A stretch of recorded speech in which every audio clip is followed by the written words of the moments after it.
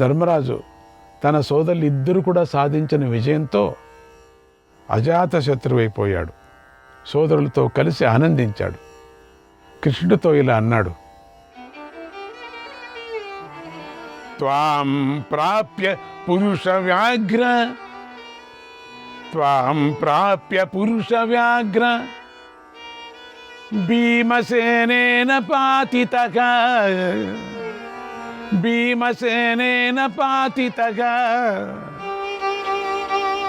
మాగధోసౌ బలోన్మత్తగా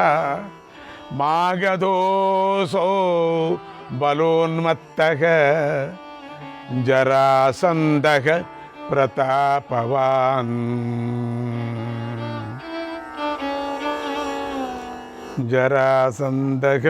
ప్రతాపవాన్.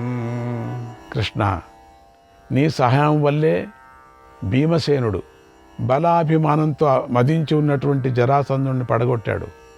ఒక్క పర్యం కౌగలించుకోవాలని వాడు ఎక్కడున్నాడు వెతకండి. ఇప్పుడు నాకు ఏ చింత లేదు.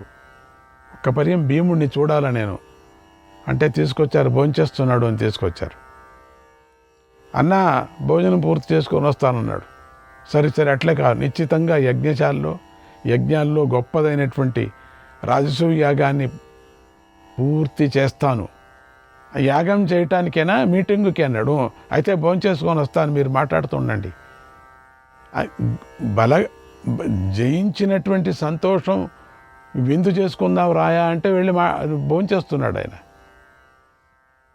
యాగం చేయటానికి కదా, తర్వాత మాట్లాడుకుందాంలే అంటున్నాడు. యాగం చేయటానికి గల అడ్డంకులన్నీ నీ బుద్ధి బలంతో తొలగిపోయాయి అన్నాడు. సరేలే భోంచేసుకొని వస్తాను ఉండు, ఇప్పుడు నేను యాగం చేయటానికి అర్హుడైనా అయ్యాను అని అంటున్నాడు ధర్మరాజు. జరాసంధుడితో యుద్ధం చేయటం వల్ల నీ కీర్తి ఈ భూమండలం అంతా వ్యాపించింది అని జోరుగా మాట్లాడుతున్నాడు. అతడి నుండి నీకు విరివిగా సంపదలు కూడా దక్కాయి, అన్నీ దక్కాయి, ఆకలి తీర్చుకుంటానుండండి అని దివ్యరథాన్ని శ్రీకృష్ణుడికి కూడా ఇచ్చారు. ఆ దివ్యరథాన్ని శ్రీకృష్ణుడికి కానుగా ఇచ్చారు. శ్రీకృష్ణుడు అర్జునుడితో కలిసి దానిపై కూర్చొని ఎంతో ఆనందించాడు. దివ్యరథం అది. ధర్మరాజు చేసిన సత్కారానికి మురిసిపోయాడు. తర్వాత ధర్మరాజు సోదరులతో రాజులంతా కలుసుకున్నాడు. వారందరినీ ప్రత్యేకంగా సత్కరించాడు, గౌరవించాడు. వారి రాజ్యాలకు వెళ్ళమని అనుమతి కూడా ఇచ్చాడు. వారు ఆనందంగా తమ వాహనాలపై తమ రాజ్యాలకు వెళ్ళారు. ఇలా బుద్ధిమంతుడైనటువంటి శ్రీకృష్ణుడు తన యొక్క బుద్ధి బలంతో తన శత్రువైన జరాసంధుడిని వధింపజేశారు. లేకపోతే జరాసంధుడు ఒక్కడే శత్రుగా ఉండింది. అందరి వద్ద సెలవు తీసుకొని దివ్యరథంలో ద్వారకకు బయలుదేరాడు కృష్ణుడు. అప్పుడు పాండవులు శ్రీకృష్ణునికి ప్రదక్షిణం చేసి నమస్కారాలు చేశారు. శ్రీకృష్ణుడు అక్కడి నుంచి కదిలి వెళ్ళాడు. గొప్ప పనులు చేయటం వల్ల పాండవుల కీర్తి కూడా నలువైపులా వ్యాపించింది. అందుకు ద్రౌపదీదేవి ఎంతో సంతోషించింది. ధర్మరాజు ఆ కాలానికి తగినట్లుగా ధర్మము, అర్థము, కామములు సిద్ధించాలని పనులన్నిటినీ ధర్మ ప్రకారంగా చేశాడు. ప్రజలను రక్షించాలని ధర్మోపదేశం కూడా చేయసాగాడు. శ్రీకృష్ణాయ పరమాత్మనే నమః. 25వ అధ్యాయం. ఒకనాడు అర్జునుడు ధర్మరాజుతో ఇలా అన్నాడు, మహారాజా, నా మనోవాంఛ ప్రకారంగా విల్లు, అస్త్రాలు, బాణాలు, పరాక్రమం, సహాయకులు, రాజ్యము, కీర్తి, సైన్యం వంటి దుర్లభమైనవన్నీ కూడా పొందాను. ప్రస్తుతం ఇప్పుడు కోశాన్ని నిండుగా ఉంచుకోవటం ఒక్కటే మిగిలింది. డబ్బులు కావాలి కదా, కనుక రాజులను ఓడించి ధనాన్ని తీసుకొని వస్తాను, పన్నులు తీసుకొని వస్తాను. మీరు అనుమతిస్తే ఉత్తర దిక్కును జయించటానికి వెళతాను అని బయలుదేరేటప్పుడు తిథావథ ముహూర్తే చ నక్షత్రే చాభిపూజితే. తిథి ముహూర్తం, నక్షత్రం అన్నీ పవిత్రంగా ఉండాలి, అన్నీ శుభంగా ఉంటే బాగుంటుంది అన్నాడు. ఆ మాట విని ధర్మరాజు సోదరులతో కలిసి ఆనందించాడు. మంత్రులు, వ్యాసుడు, ధౌమ్యుడు కూడా ఆనందించారు. అప్పుడు బుద్ధిశాలి అయినటువంటి వ్యాస మహర్షి అర్జునుడితో ఇలా అన్నాడు: అర్జున, అదృష్టం కొద్దీ నీకు మంచి బుద్ధి పుట్టింది. నీ ఆలోచన ఎంతో బాగుంది. ఈ భూమినంతా జయించాలనే ఉత్సాహం నీకు కలగటం నాకు సంతోషంగా ఉంది. నీ వంటి కొడుకును కని పాండురాజు ధన్యుడయ్యాడు. నీ పరాక్రమంతో ఈ ధర్మరాజు అన్నిటినీ పొందుతాడు, సార్వభౌముడవుతాడు, కీర్తిమంతుడవుతాడు, సందేహమే లేదు. నీ బాహుబల సహాయంతో ఎలాంటి విఘ్నాలు లేకుండా రాజసూయ యాగాన్ని పూర్తి చేస్తాడు. 24 గంటలు ధర్మరాజు రాజసూయ యాగం అంటున్నాడు, అందుకని అది పూర్తి చేస్తాడు. శ్రీకృష్ణుడి రాజనీతి వల్ల, నీ బలం వల్ల, భీముడి బలం వల్ల, నకుల సహదేవుల పరాక్రమం వల్ల ధర్మరాజు అన్నిటినీ పొందుతాడు. అందుచేత నువ్వు బయలుదేరు. దేవతల చేత రక్షింపబడే ఉత్తర దిక్కుకే వెళ్ళు. దేవతలను జయించి నువ్వు రత్నాలను తీసుకొని వస్తావు. భీముడు తూర్పు దిక్కుకు వెళతాడు, సహదేవుడు దక్షిణ దిక్కుకు వెళతాడు, నకులుడు, వరుణుడు పాలించేటువంటి పడమర దిక్కుకు వెళతారు. ఇది నా నిర్ణయం, దీన్ని మీరు పాటించండి అన్నాడు. ఆ మాటలు విని పాండవులందరూ కూడా ఎంతో ఆనందించి ఆయనతో ఇలా అన్నారు: మునీంద్ర, మేము మీ మాట పాటిస్తాం, మీరు చెప్పినట్లుగానే నడుచుకుంటామన్నారు. తర్వాత ధర్మరాజు అర్జునుడిని మెచ్చుకుంటూ ప్రేమగా ఇలా అన్నాడు: అర్జున, బ్రాహ్మణుల స్వస్తి వాక్యాలు విని జైత్రయాత్రకు బయలుదేరారు. నీ విజయ యాత్ర స్నేహితులందరికీ ఆనందం కలిగిస్తుంది. నీ యాత్రకు శత్రువులందరికీ శోకం కలిగిస్తుంది. విజయస్తే ధ్రువం పార్థ, నీకు విజయం తథ్యం అర్జున, నీ కోరిక నిజమవుతుంది అని ఆశీర్వదించాడు. జైత్ర యాత్రకు అనుమతించాడు. శ్రేష్టమైన విల్లు, అక్షయ తోణీరాలు, జెండ, రథం, సభాభవనం సాధించిన అర్జునుడు అద్భుతాలను సాధించగల సామర్థ్యుడు కూడా. అతడు అందరికీ నమస్కరించి గొప్ప సైన్యాన్ని వెంటబెట్టుకొని ఉత్తర దిక్కు వైపుకు వెళ్ళాడు. భీముడు తూర్పు దిక్కు వైపుకు వెళ్ళాడు. సహదేవుడు దక్షిణ దిక్కు వైపుకు వెళ్ళాడు. నకులుడు పడమర దిక్కు వైపుకు వెళ్ళాడు. కొన్ని రోజులు గడిచాయి. అర్జునుడు ఉత్తర దిక్కు వైపు ఉన్నటువంటి వారిని అందరినీ జయించాడు. భీముడు తూర్పు దిక్కును జయించాడు. సహదేవుడు దక్షిణాన్ని, నకులుడు పడమరను జయించారు. ధర్మరాజు ఒక్కడే మిత్రులందరితో కలిసి రాజ్యాన్ని పరిపాలిస్తూ ఖాండవ ప్రస్థానంలో అక్కడే ఉన్నాడు. ధర్మరాజు ఒక్కడే బయలుదేరు. శ్రీకృష్ణాయ పరమాత్మనే నమః. 26వ అధ్యాయం.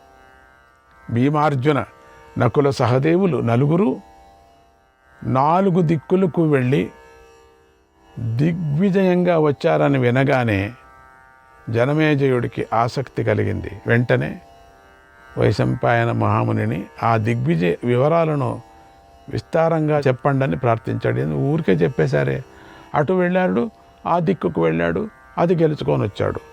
పడమర దిక్కుకు వెళ్ళారు, గెలుచుకొని వచ్చారు. తూర్పు దిక్కుకు వెళ్ళారు, గెలుచుకొని వచ్చారు అని చెప్పారే, అది కొంచెం వివరంగా చెప్పండి మాకు.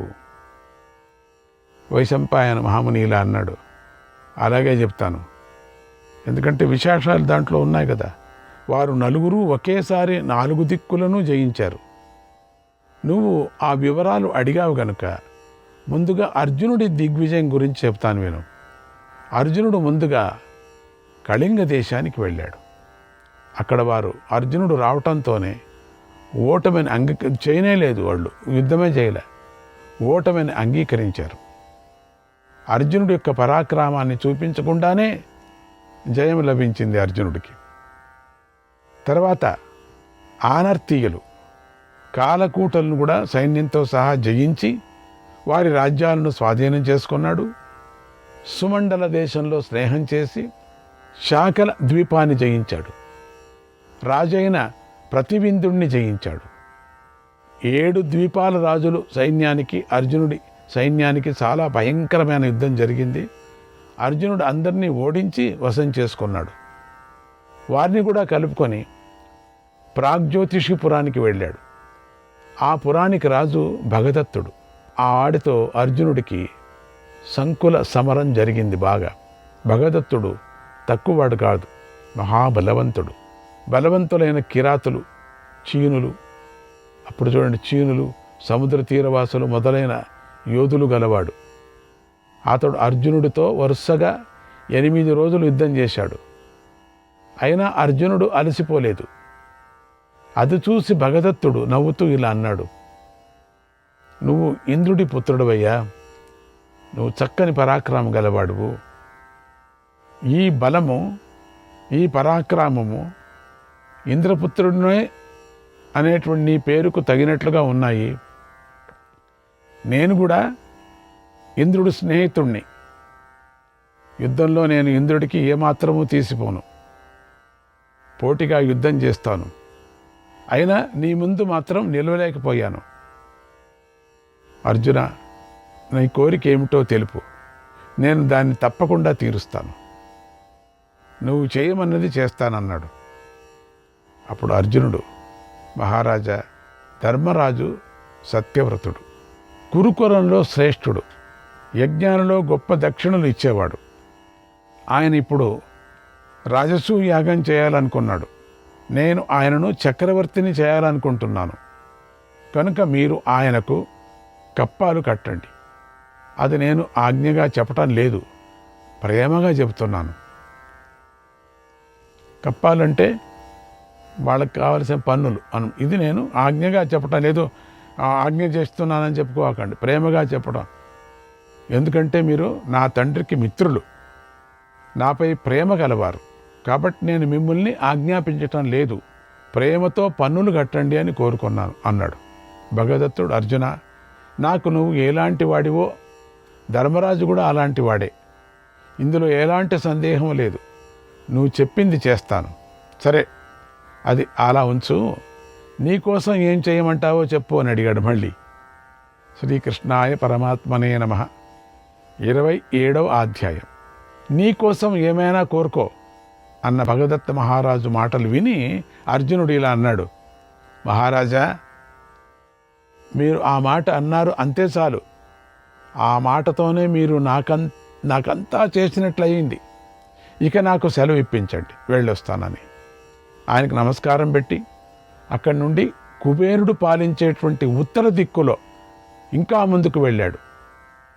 ఆ దిక్కులో గల అంతర్గిరి, బహిర్గిరి, ఉపగిరి అనే ప్రదేశాలను జయించాడు.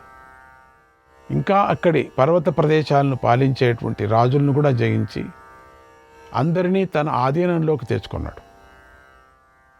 వారి నుండి అనేక ధనరాశులను వశం చేసుకున్నాడు. తర్వాత వారితో కలిసి ఉలూక దేశవాసి అయినటువంటి బృహద్రథుడి పైకి యుద్ధానికి వెళ్ళాడు. ఆ సమయంలో రథానికి గల ఇరుసులు చేసేటువంటి ఘోష హోరెత్తింది.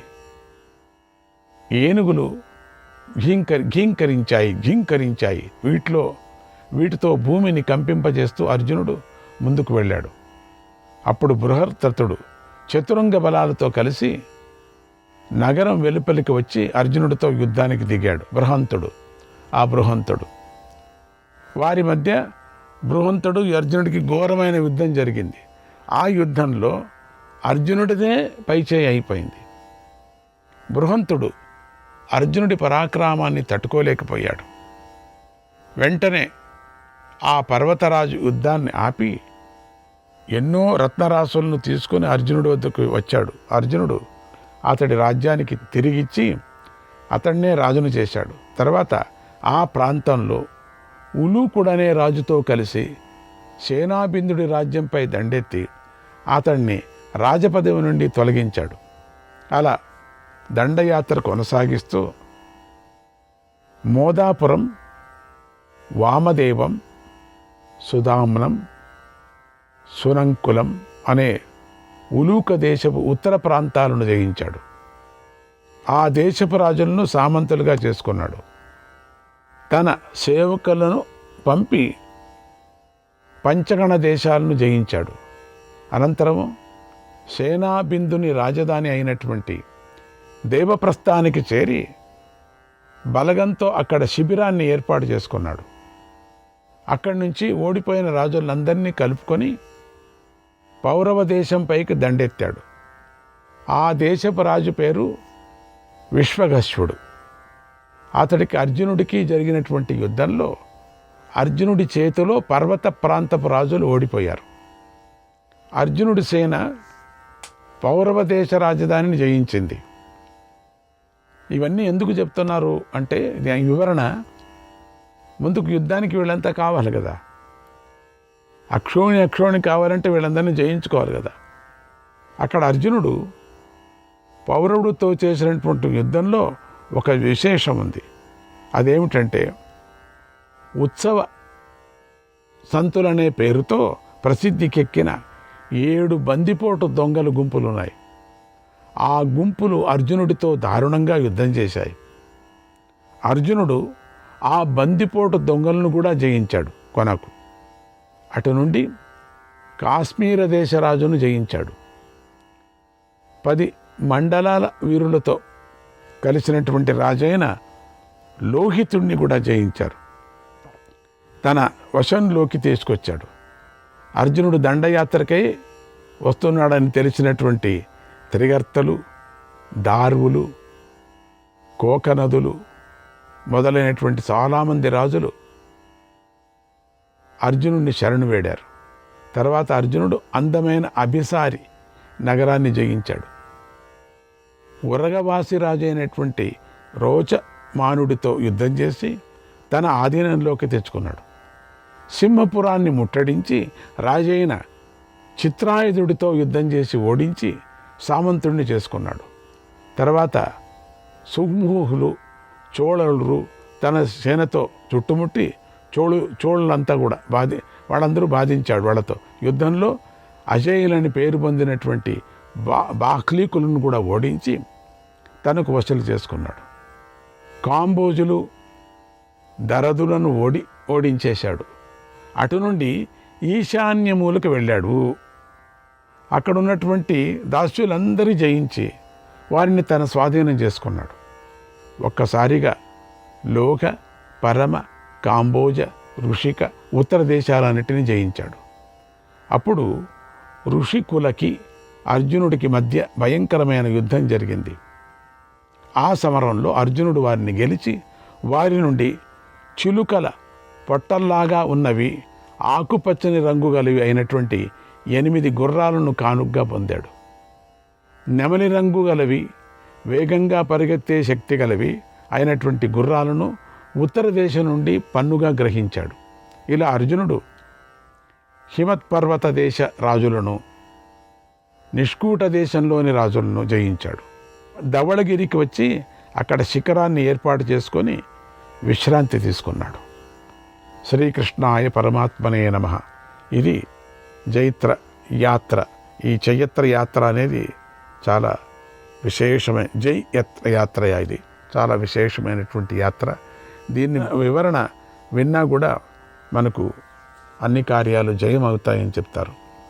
అటువంటి అర్జునుడి యాత్ర, దిగ్విజయ యాత్ర వింటున్నాం, విశ్రాంతి తీసుకుంటున్నారు. తర్వాత మళ్ళీ రేపు మనం కలుసుకుందాం. శ్రీకృష్ణాయ పరమాత్మనే నమః.